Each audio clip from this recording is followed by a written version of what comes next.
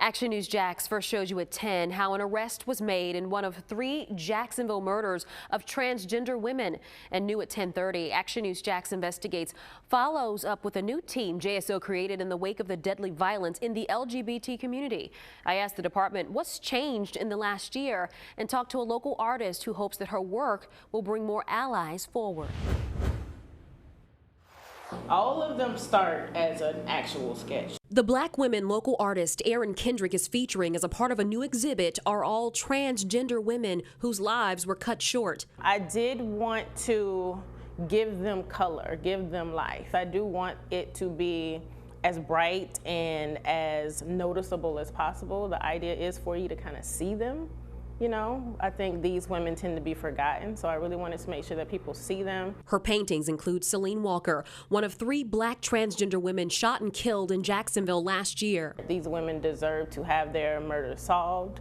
They deserve our attention. The Human Rights Campaign says at least 26 transgender people were killed in the U.S. in 2018. Most were Black trans women. At least 19 have been killed so far this year, including 2 in Florida. It's a reality local trans women tell me they face every day. You're scared, like people are gonna judge you. You don't know if somebody's gonna come at you and attack you. You don't know if you're gonna make it home alive. Paige Mahogany Parks leads the Transgender Awareness Project and remembers the violence that sparked fear and outrage in the local LGBTQ community last year. We felt there was a target on our backs. It prompted the Jacksonville Sheriff's Office to create an LGBT Liaison Team. I spoke with the department about it a year ago and I checked in for an update. JSO tells me in the last year, ranking members of the department got in-person training. Online training went out to the remainder of the agency this past June. I also asked if any tips have come in to the JSO LGBT email address. By phone, Assistant Chief Adam Pendley told me no, but says they have gotten positive face-to-face feedback at community events. Park says she wants to see JSO do more to reach out to local advocacy groups like hers. She also wants to see sheriff's walks focus solely on the LGBT community, a community Park says needs allies.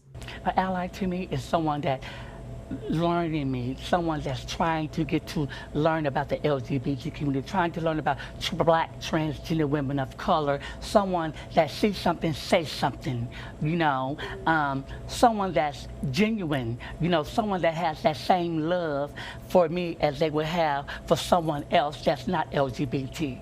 Kendrick hopes her work will help spark conversations that lead to education and understanding. I hope at the very least it does that for people. It acknowledges them, it makes you want to think and know more. It makes you not so quick to just write it off as something you don't understand, something you don't like, you know. And it just really gives you a reason to honor them and speak their names and make sure that just individual citizens are staying on top of this. And Assistant Chief Pendley says anyone with feedback, concerns, or questions should email jsolgbt@jaxsheriff.org. And you can see Erin Kendrick's art in the Through Our Eyes exhibit at the Ritz Theater and Museum, now through January. In the studio, Tanika Hughes, Action News Jax.